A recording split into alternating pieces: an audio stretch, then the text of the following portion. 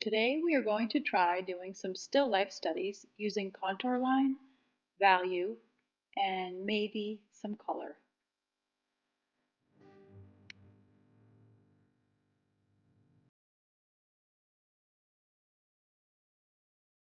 If you were to draw the symbol of an apple, you might say it goes like this, goes like this, goes like this, and maybe it has a leaf on it.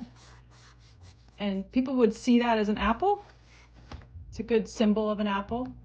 Symbol of a flower might be like that, right?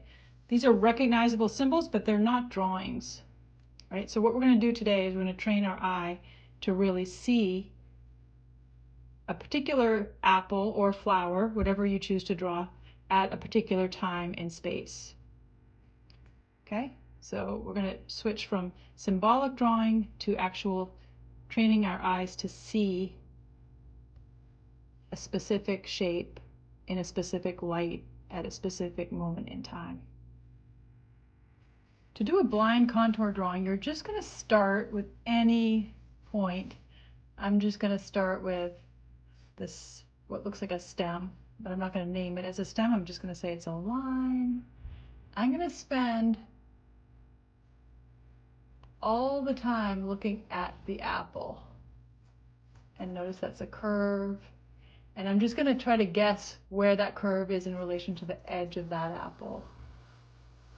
And it comes around, and then there's a fold in the fabric. Then I'm going to try to come back to that curve. Not sure how I'm doing because I'm not looking at my paper. I'm just more interested in looking at my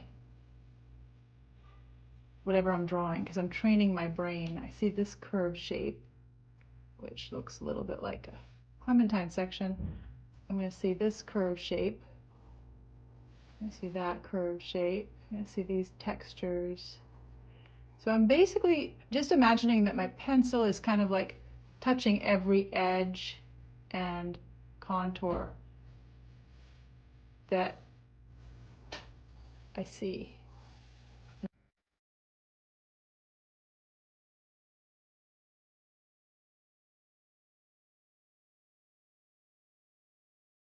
Just only draw where my eye is going. So it's like I have a little line connected between my eye and my hand.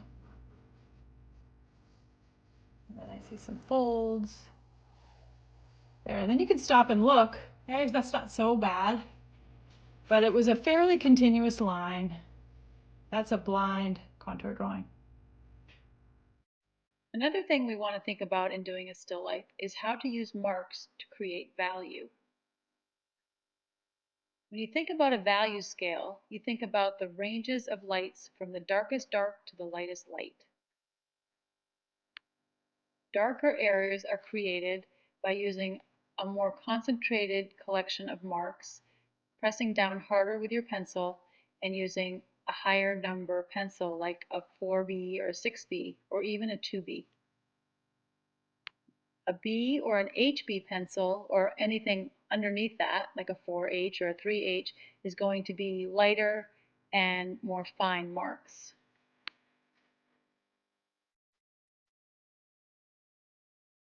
To create a spherical shape that has depth, you're going to use the same idea of using a buildup of marks on the outer edges to create the dark spaces, and then lighter marks and fewer marks to create the lighter areas. A 3D spherical object will also have a cast shadow that's strongest at the base of the object and gets lighter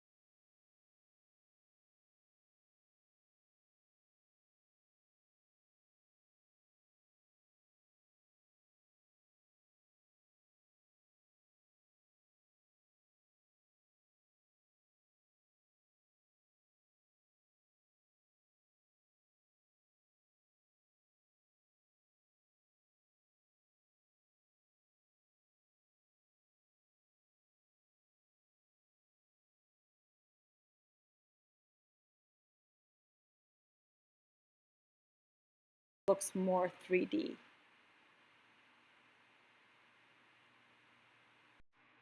So you want to keep using that drapery, the lines of the drapery, to help you understand the shape of your fruits or vegetables. And once you put the lines of the drapery, then you put the shading there to get rid of the lines. So you want to notice what areas are lightest, what areas are darkest, and then how does everything else compare to those lights and darks.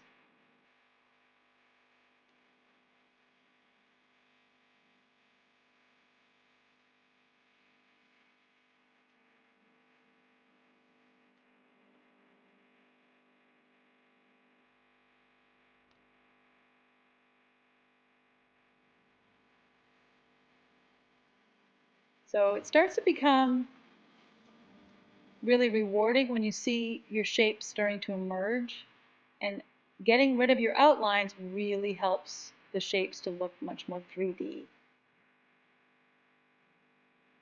Use a nice light touch. You can use lots of different marks to create value. You can use curlicue marks, you can use straight lines, you can use hatching lines, you can use lines that go in the direction of the object.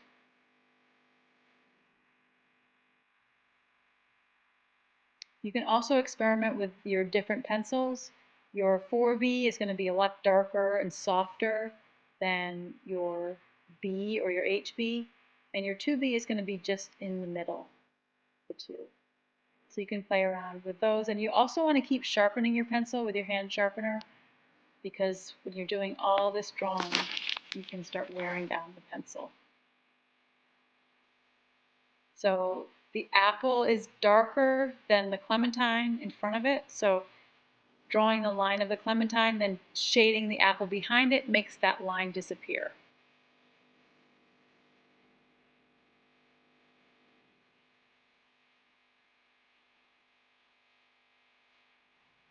Then putting shadow inside the clementine to soften the outline. Sometimes you can't get rid of the outline completely, but you can soften it. Adding that cast shadow makes the clementine pop even more.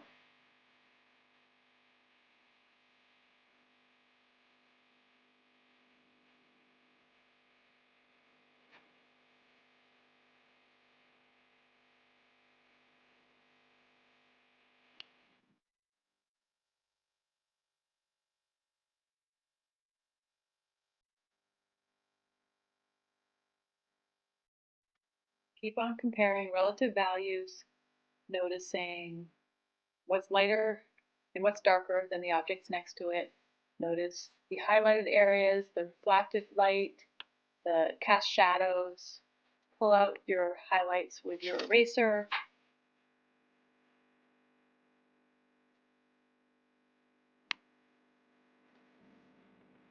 So now I'm looking at the smaller objects, like going into these little sections of clementine. And I'm going to start with the outline, contour line, and then I'm going to start noticing the texture, because these have a lot more texture than the smooth apple does. And I'm just going to try to describe that with marks and then make a little cast shadow underneath it. And I'm not going to freak out because I don't know how to draw a clementine section. I'm just going to notice, where does this curve fall in relationship to that other curve, and is this shadow lighter or darker than the object? Continuing to use your eraser to pull out lights and darks.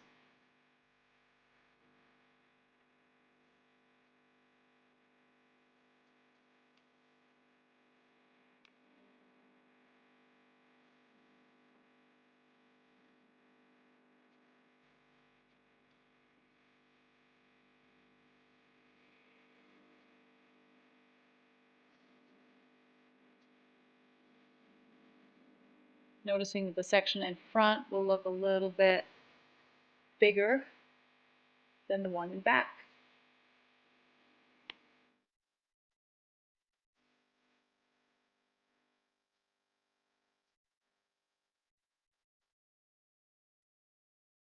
So now we'll just draw together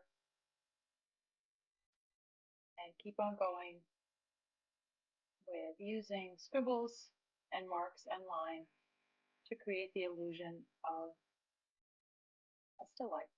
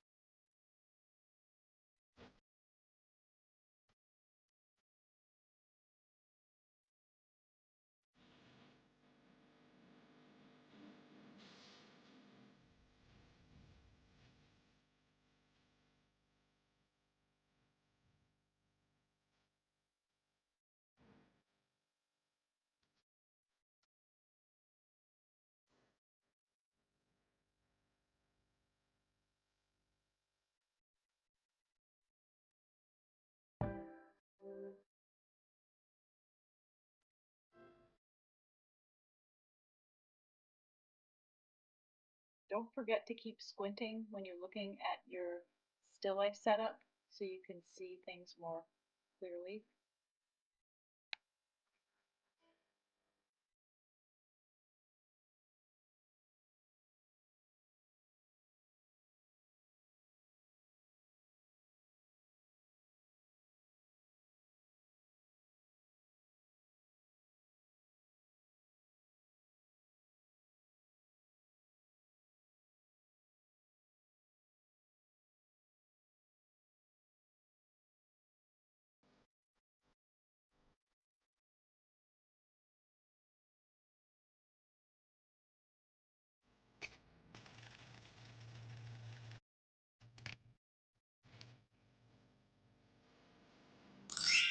Here's my finished still life in black and white.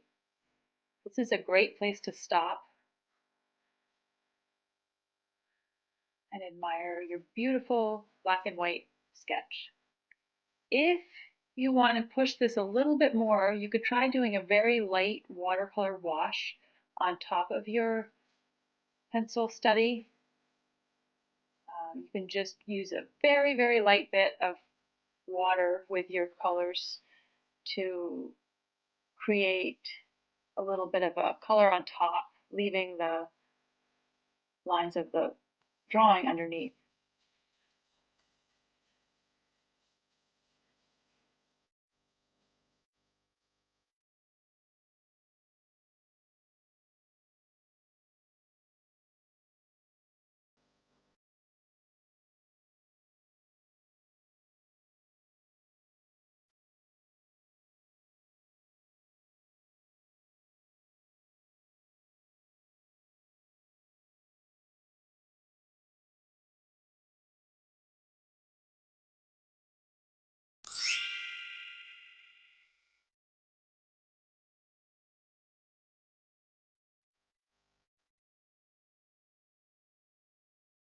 I'm not sure if I like it better in black and white or color, but I wanted to give you the choice.